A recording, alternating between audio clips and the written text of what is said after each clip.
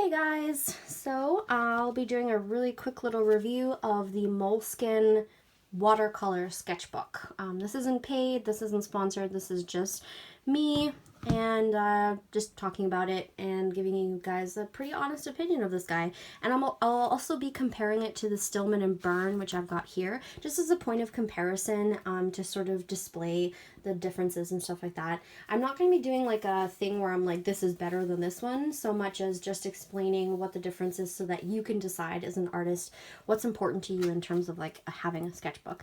And this was just the closest comparison that I could find. So Moleskine, I had a love affair with them for quite a while, and eventually I was like, you know what, the quality of their sketchbooks were they were just not great. This is back when they had it was called the Moleskine Art Plus Sketchbook, and I think they recently changed it to just be like the Moleskine Sketchbook, and then they finally came out with a watercolor sketchbook, which for the longest time was landscape only. Like it was the ones that flipped upwards like this, as opposed to opening like this, like a book. So now they have these and they open like this way, whereas before they opened this way.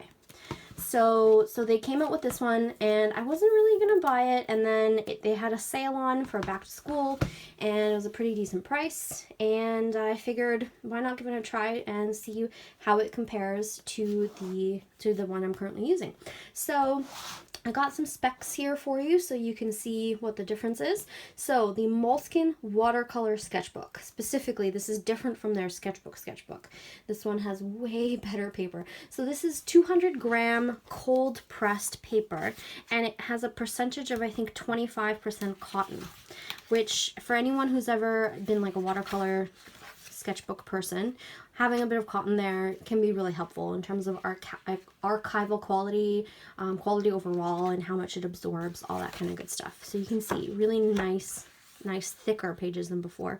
It cold press means it has a little bit of texture, so that can be up to your personal preference. I much prefer a more smooth kind of page.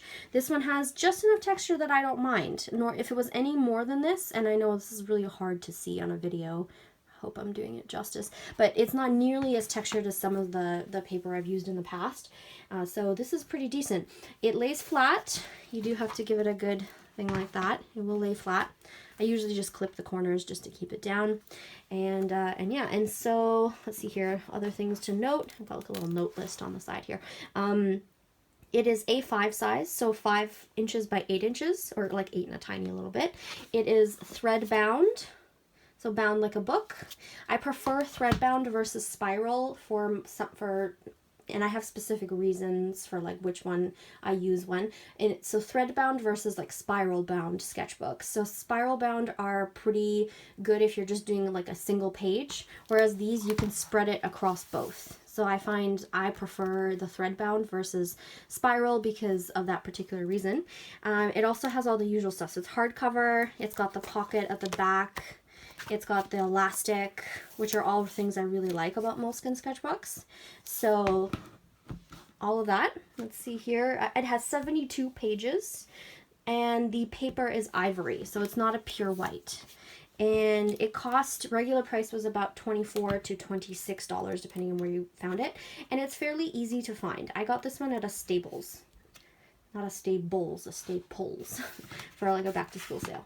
And so I'll show you that compared to the Stillman and Birn sketchbook. So the reason I'm doing this comparison, as like a multimedia kind of person, I find that because I use anything from dry material to wet material, so I use watercolor, I use ink, I use acrylic, I use pencil, I collage, I add in a lot.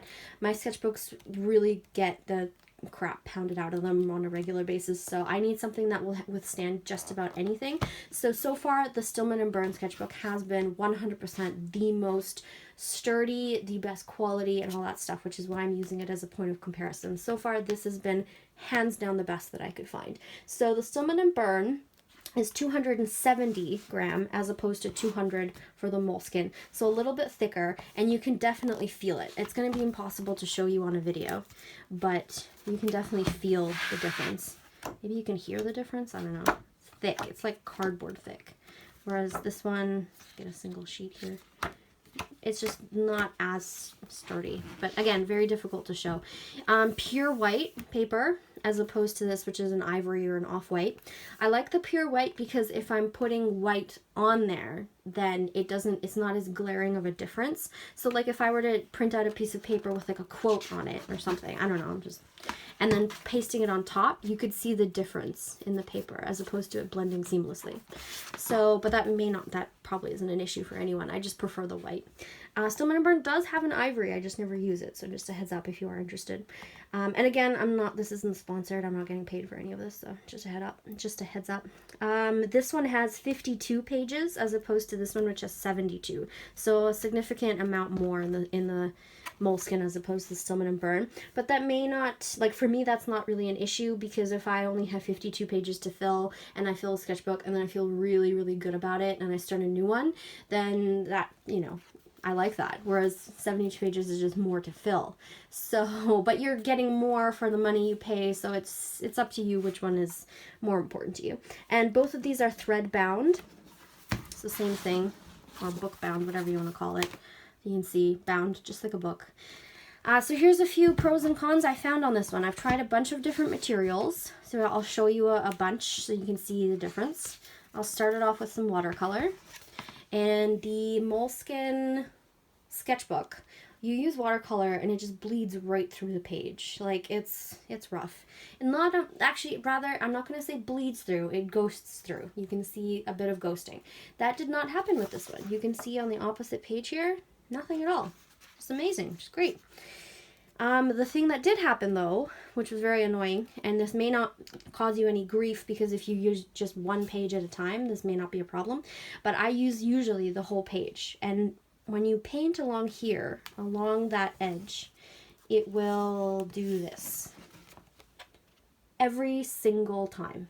This happens in the Stillman and Birn occasionally to me, not a whole lot, and not this severely. But you can see it's quite thick, quite heavy. And so far it's happened with pretty much every page unless I'm using a drier media. So it's watercolor, bled right through. And that was really annoying. I did not like that. Here is India ink. So India ink has always been my ultimate test in sketchbook quality because India ink will bleed through just about anything. On the Moleskine sketchbook, it would simply bleed right into the page and leave a splotchy thing on the opposite end. So you'd be able to see this on the opposite page. And that did not happen, which is amazing. This is great. So this was the ultimate test for me and it passed. So that was a really nice little surprise. But again, you can see how it bleeds through from the other page. And this was acrylic. It held up really well on acrylic. In fact, I think acrylic has so far been the best one because it did not cause any sort of problems. It's more of a drier media than watercolor, and it held up really well. So pretty good, pretty decent. I use lots of blues. I don't know, whatever.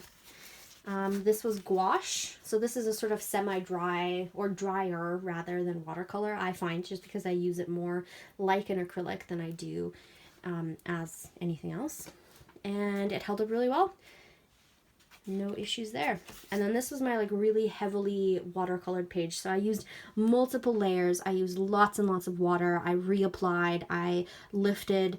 It didn't lift as well as the Stillman and Birn, I have to say. It did not lift very well at all, actually. So that was one thing that was a point against it. But it did not go through. It did not bleed to the other page apart from that inner seam, which it did for several pages, which is kind of annoying. But, you kind of have to think of that in advance, I suppose. One thing I have considered is just taking a little bit of glue, like a little bit of liquid glue, and then running it up along the page here just to cover that, which would be annoying because it would leave a slightly discolored spot there, but if it solves that problem, I'll take it. So I may have to do that for this sketchbook. So those have been the main things. So I'll tell you a little bit about some of the drawbacks. I already mentioned that. The other thing I've noticed is it buckles and warps really easily. So this is, you can see there. You can see it's all wavy.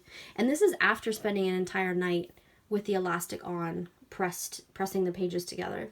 So the buckling is a lot more severe than the Stillman and Birn, which, let's see, comparison here. See, there's a little bit on this page, but apart from that, all the other pages that have been used are pretty much flat. So yeah, the buckling is a lot more on this one, and as you're using it, it's way more severe. This is after it's been pressed all day or all night. So for those who are unfamiliar with buckling and why it's kind of an issue sometimes, it may not really be a problem for you, but buckling basically creates these like little valleys on the paper, and that will make the paint pool in certain areas. So if you're someone who just doesn't really care about that, if you're someone who doesn't really use a lot of water or applies a lot of water, then that shouldn't really be a huge issue. But if you are someone who does not like buckling, there's really nothing you can do against it. There's no way to like pre-stretch the paper. There's really nothing I've tried that will kind of make it work. So just fair warning, it does buckle quite a bit. So yeah. And in terms of the texture, so if you're like me and you're using multimedia, so if you're using like color pencil or, you know, just regular pencil or whatever, that little bit of texture is going to make things a little bit harder for you in terms of like blending and getting like a really nice smooth finish, as opposed to the Stillman and Birn, which is like completely smooth paper. So this is like almost vellum, whereas this has just enough texture that it may be an issue for you. So again, if you don't use color pencil, then that's not going to be a problem. But if you do, consider that. And finally, one last thing that just annoyed, and you have to find the right page to show why or how this happens. I think it's happened a few times already. It happened, I think, once. So, okay, so here we are. So you can see here, I guess it's the way that this was glued. Not really sure. But every once in a while, you'll come up to a page that does this. So it sticks just a little bit, and you have to sort of pry it open like that. And you can see it's ripping along here. So however it was glued, it has to do this. And that happens every like 5 or 6 pages, I think. It's already happened at least once. And so you can see it rips just a little bit there.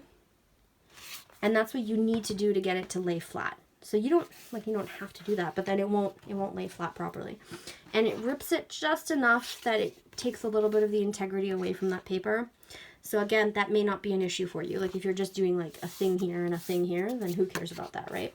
But if you're using the whole page, then that's a problem. And so yeah, that seems to happen every couple of pages. And I think it's because of the way that this was glued. Let's see if it focuses. And that does also occasionally happen in the Stillman and Birn, just not nearly as much, I find. So just a thing to consider. So yeah, so that's kind of the basics on this one. Overall, I would say it holds up really well. I will continue using this. I'm not going to just like leave it behind. And I would recommend it to anyone who's interested in art journaling or just as a watercolor sketchbook, of course. Let's see if I have anything else on my notes here. I think I covered pretty much everything. So yeah, so I would recommend it. It is a lot easier to find than the Stillman and Birn, which I've only ever found online or in art stores, like actual art stores, as opposed to like chain ones and whatever. Whereas this one, I found this one in Staples. I've also seen them in independent art stores.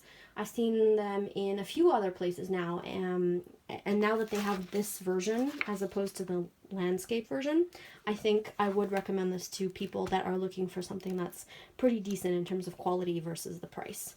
So yeah, overall, would recommend, but I probably wouldn't buy it again. Probably. I can't say for certain, because I found this one, and this is like the ultimate sketchbook for me. So yeah. Hope that was helpful. If you are thinking of buying one, if you enjoyed this review, hit me up in the comments. Have a good day, guys.